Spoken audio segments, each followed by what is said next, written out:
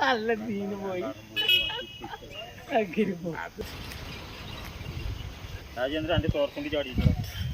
രാജേന്ദ്രനല്ല, വെച്ചാണ് പ്രശ്നം.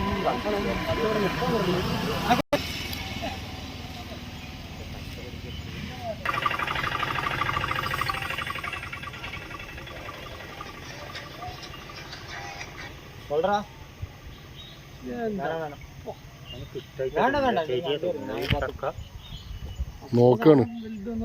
ചെറുതാണ്.